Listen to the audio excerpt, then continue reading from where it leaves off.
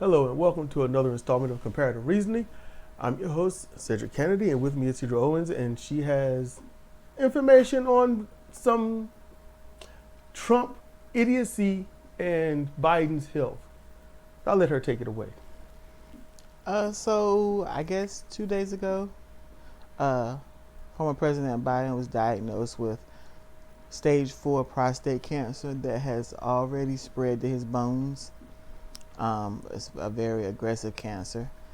And of course, current dear leader went on TV or somewhere and said that Biden had stage 9 prostate cancer. Stage 9. And then this idiot president. But that aside, it made me wonder if that could be the reason why he dropped out of the election, pushing Kamala forward, because he was sick. But when I went looking, after Sedrik and I decided to do a little recording about this, I went looking, and it said that he got diagnosed 2 days ago, and they found a node on his prostate, and that's what it turned out to be. And then other articles that I did not read in full were asking the question, like, well, how did someone who has access to basically the best health care in the world not be diagnosed sooner? That's what I was thinking. And cancer is tricky. There's so many different cancers that can attack your body parts, your organ systems, and the type of cancer you have is what can make a difference between whether or not you survive or you don't.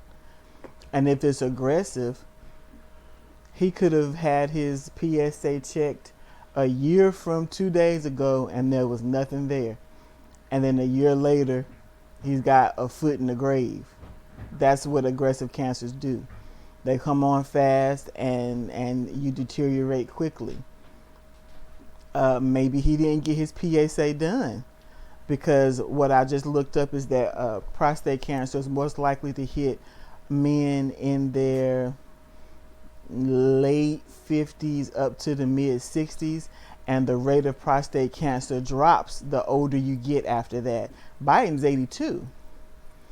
There are certain things that they don't test you for after a certain age. Like after, I think, age 75, you're not required to get colonoscopies anymore. That'd be kind of a cruel thing to do to an elderly person, make them, not eat and then flush out all their liquids. You're more sensitive to things like that when you're elderly. So maybe he didn't get his PSA done, and maybe he had other issues that were of more import where it was overlooked, or maybe he was getting his PSA done and it just came on like a fury. There's no way to know, and they're not going to tell us. You can get screening for something. They can test your white blood cell count, and it's absolutely normal, but the moment you leave the clinic, hospital, or facility, it could start then. You just don't know, which is why it's best to go in what they say was 6-month checkups. And personally, I think 3 and 4 months. And I think that's for mine, right? I got type 2 diabetes. Isn't mine it was every 3 months or whatnot? It was. We've been having problems getting in to see the dude, but yeah, initially before it's pretty much under basic control. So when it gets under control, they'll stretch it out to about 6 months. But yeah, every 3 months is when your PCP was wanting to see you. And I always want full blood check. Check everything that you can. I mean, I'm gonna give a urine sample anyway. Most times, there are times where they don't want one, but check everything.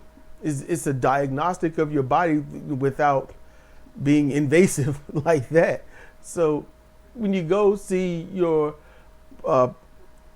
personal care physician, primary care physician, PCP, ask to get more done.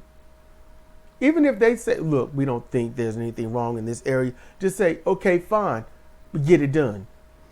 Unfortunately, you run into problems doing that in this country. If you have insurance, they may only cover certain tests once a year. So Yeah. you got to be prepared to come out of pocket for some stuff.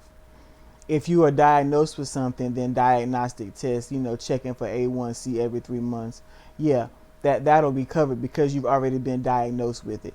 But if you're not diagnosed with it and you want to check your A1C every 3 months, it's a possibility your insurance won't cover it. So you're gonna you might run into blockades like that. You may be able to get a full blood panel done every 6 months, but it just really depends on what kind of coverage you have. And then of course, if you have no coverage, then unfortunately you're not getting anything done. So those are the blockades that we run into in the country we live in when it comes to trying to keep a check on one's health and being able to pay for it. So this whole thing with Biden is not just Biden, it's everyone, honestly, around the world. But we're supposed to have allegedly the best health care in the world. I think if we did, it wouldn't, one, be so expensive, and two, there would be more clinics and facilities with, I'm going to say, grade B and grade A physicians that are always striving to be better, because they're not treating you. They need to see themselves that they're working on and talking to. And I'm sure they want to be all right and they want to live. That's how I see it. What about you? Yeah, that's probably the number one thing, is to treat your patient like you're treating yourself or a loved one, and not treat them like they're just the disease or a number. We got a conveyor line area, an assembly line clinic, and you just probably don't want to go through that. You're like, okay, they got to get me out. I don't want to say anything. I know they're in a rush, and they make sure they look like they're in a rush so you don't detain them with questions. I'm a pose an argument to that. I'm sure there are Go some ahead. who are like that, but a lot of doctors who actually care about what they're doing and their patients are up against the same barricades that we are. Our doctor's appointments are getting shorter and shorter. Our copays and premiums are getting higher and higher. They're being forced to shoehorn more patients in a day. And it's not because, hey, I want that money. Most doctors aren't working for themselves anymore. They're working boss. for major hospital systems. And those medical systems are businesses. And those businesses are trying to make money. And that means you as a physician have to work at a high volume and maybe not necessarily a high quality. You want a good example of this in a fantasy setting? Watch the last season of House. And you see it go from people care to profit. And you can see the changes that take place. And they don't even go in depth. Just the most important things anyone would notice, with a little bit of behind the scenes. I know that there are people out there that they care. They want their doctors, physicians, whatnot. They want to do the best they can for these people. Sad to say, they risk their license if they actually care about you in full. But if you have a physician that when you talk to that person and they ask this important question, do you have any other questions? Is there something else you'd like to know? Oh, keep that one. And take advantage. Go in with questions. Write the stuff down, or email yourself or something. If you need a partner there, somebody that might remember stuff that you would forget, take them. Yeah, if you got somebody that's a better medical historian than you are, take them with you. They may think of some questions. This is very important. Be your own best advocate. Because nobody else is going to do it for you. So we hope you learned something. We hope that we piqued some interest, and maybe we can help you. You can help us make things better in this medical fiasco that we're all having to suffer through. So with that, thank you for listening.